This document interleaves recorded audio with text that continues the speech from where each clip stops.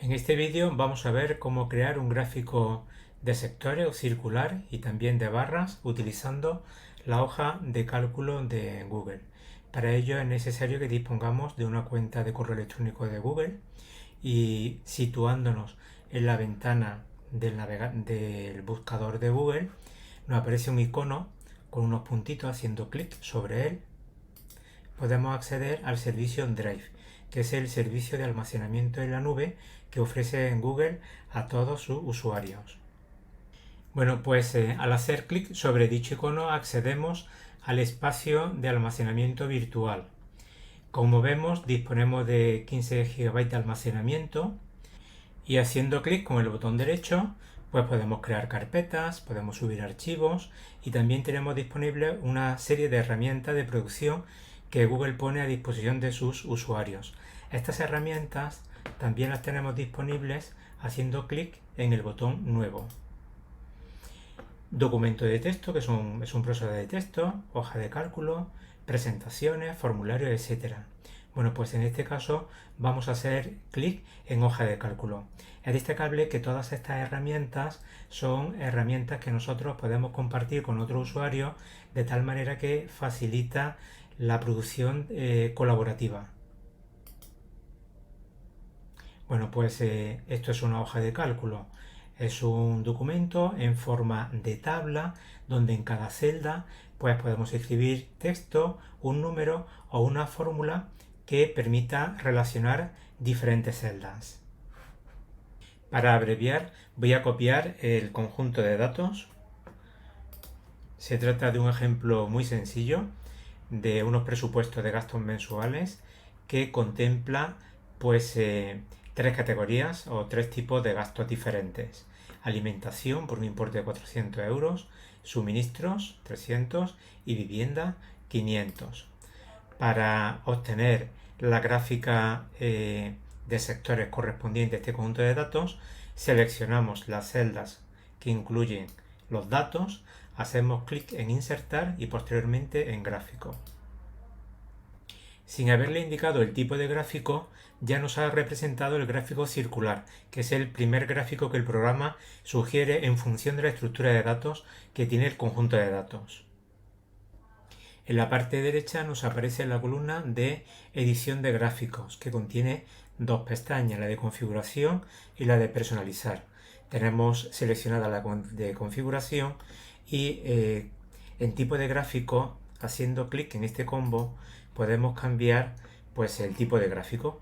Aquí en la parte superior tenemos los gráficos sugeridos por el programa, como ya he comentado, en función de la estructura que tienen los datos, que bueno, pues nos sugiere el circular, el de barras verticales, barras horizontales. Aunque también hay otro tipo de gráficos que podemos utilizar, el de líneas, áreas, columnas, barras circulares, dispersión, etcétera.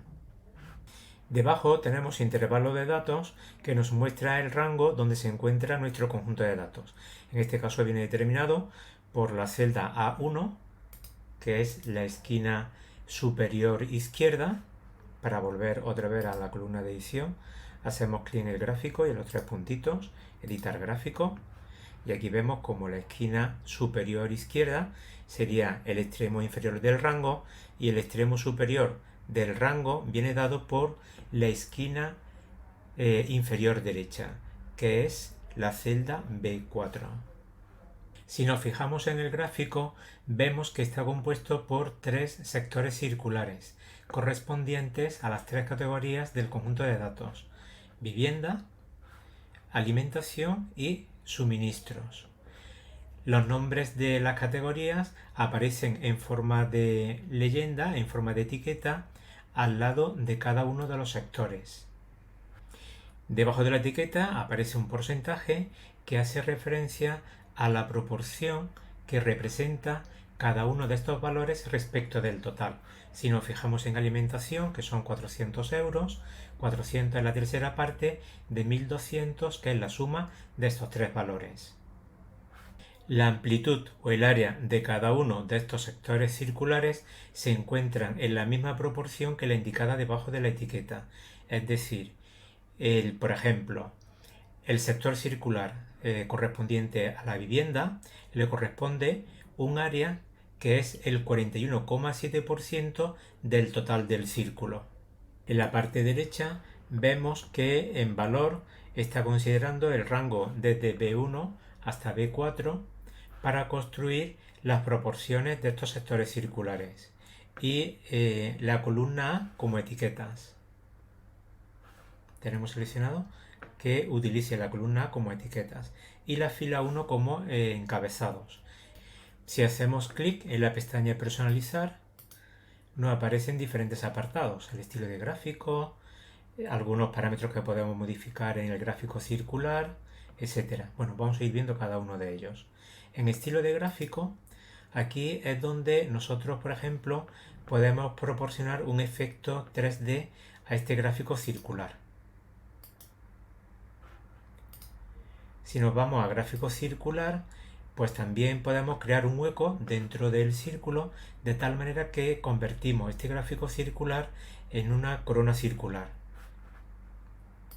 Por ejemplo, si le decimos que genere un hueco de un 25%, pues este sería el efecto, o de un 50%. Bueno, pues al mismo tiempo podemos combinar este efecto con el efecto anterior de tridimensionalidad. Volvemos al gráfico original. Vamos a quitarle el hueco, ¿vale? Y vamos a ver ahora algunos parámetros o efectos que podemos producir en los sectores circulares. Por ejemplo, haciendo clic en sector de gráfico circular, tenemos seleccionada la categoría alimentación. Vamos a cambiar, por ejemplo, a vivienda y le vamos a indicar que genere un distanciamiento de este sector circular con respecto al círculo. Es decir, vamos a separar este sector circular para destacarlo. Y le vamos a indicar, por ejemplo, que lo distancia un 25%. Y este sería el efecto. También podemos separar otro de los sectores, otro 25%, o dejarlo como estaba todo al principio.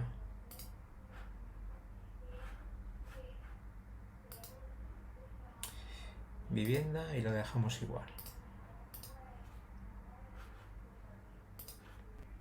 Vamos ahora al siguiente apartado, al de títulos de gráfico y ejes. Bueno, pues aquí le podemos poner un título a este gráfico, por ejemplo, presupuesto de gastos.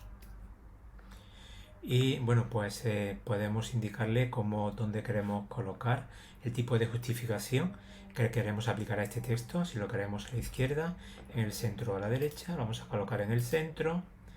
Le vamos a indicar que la fuente esté en negrita y que el color sea, por ejemplo, rojo. En el siguiente apartado podemos modificar la posición de la leyenda. Por defecto aparece colocada de manera automática, pero le podemos indicar que la coloque en la parte superior, arriba, o bien abajo, la parte izquierda, o bien que coloque la leyenda como etiquetas, que es en realidad como aparecía de forma automática. También podemos cambiar el color del texto de estas etiquetas, de tal manera que aparezca en color azul. Le podemos indicar que lo escriba en negrita y en cursiva. Volviendo a la pestaña configuración, le vamos a indicar que el tipo de gráfico que vamos a utilizar sea el de barras. Si nos fijamos en el gráfico, vemos que está formado por 3 barras o columnas correspondientes a cada una de las categorías. La altura de cada una de estas columnas se corresponde con el valor asignado a dicha categoría. Este tipo de gráfico también lo podemos personalizar. Hacemos clic en la pestaña personalizar y, por ejemplo, en estilo de gráfico le podemos indicar que le dé un efecto de tridimensionalidad.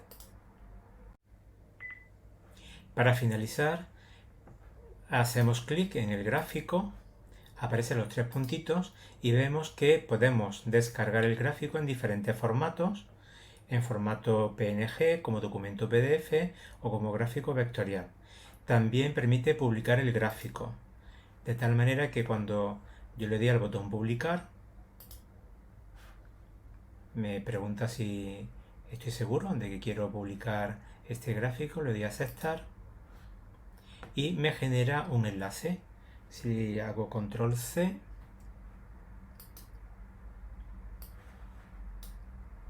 un segundito, vamos a ver que lo hagamos bien desde el principio.